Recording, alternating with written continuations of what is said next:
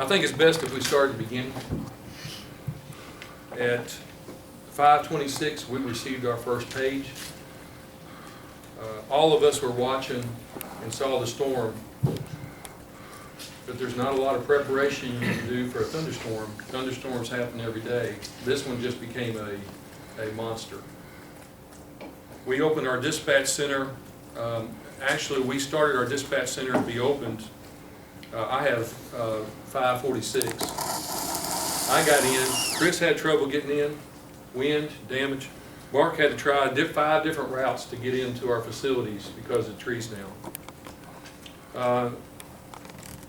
We know at the height of the storm, we went back and reassessed everything. We had 19,159 customers out of service. By 7:30 that night, we had our dispatch center open. So 6 p.m. we had 19,159 customers out of service. By 6 a.m. on Sunday, we were down to about 5,000 customers. And as of 2 a.m. this morning, we had no orders and no call-ins.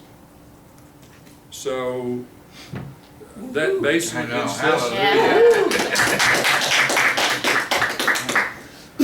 for us, that means we can get a little more sleep, but we're not done yet. We have assessment crews out currently. We are going back through the city and reviewing everything. We know places that there's cracked poles. We know places there's lines that are in trees, but they're secondary, they're coated. They got to get cleared, and we've got to get those done. We have customers that are doing restoration on their own services. When they get it done, we will be there to fix it. Matter of fact, we will run our dispatch center tonight at Dothan Utilities. We will have 2 trucks on call to handle, so we can do what I want to call as immediate a response as we can to provide the best service we can to our customers. All that said, I really want to thank our customers, their patience. The majority of the people out there were great. They talked to us. They told us they were proud of the job we were doing. People brought food to our facilities down there. They patted our guys on the back out there that were sweaty, were hot, had been working, and some guys we just had to absolutely make them go home. They didn't want to stop as long as one person was out, and their eyes were drooping and bloodshot. And there's one right there I had to make it. I was tired. And all 3 of us here worked long hours. We were able to rotate, work with each other, and our group, I can't tell you, you all have helped me get a successful team together.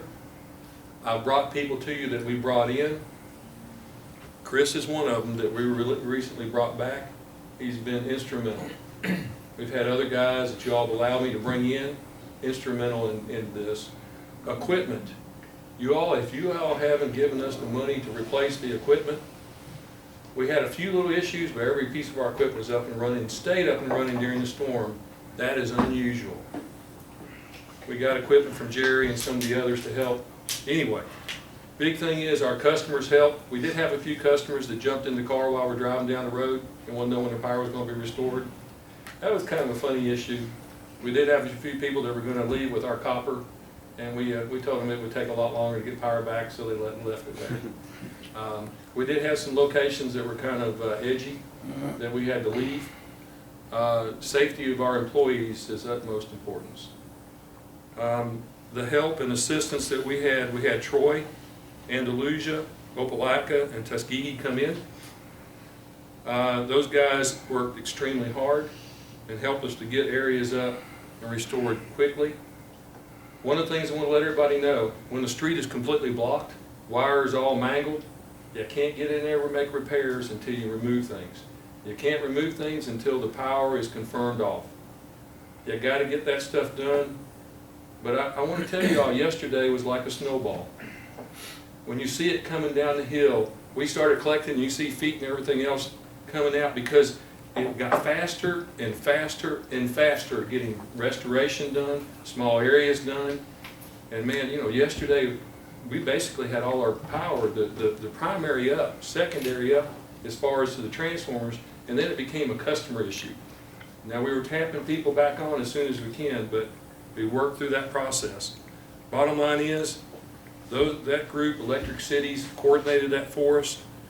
The department heads and all the guys working for them in here supported us.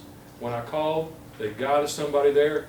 When I needed a policeman to help protect our guys with the blockade and stuff that we had going on, the barriers, they were there. The team we have is effective, and I appreciate it. I appreciate the commission. Mr. West, I appreciate your help. We couldn't have done it without y'all and without your support. I appreciate it. We worked through it. Our guys are happy that we're done.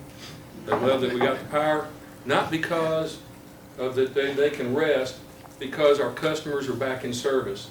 Utility people cannot stand to have customers out of service. We can't. I appreciate it, appreciate what went on, and that's basically my report.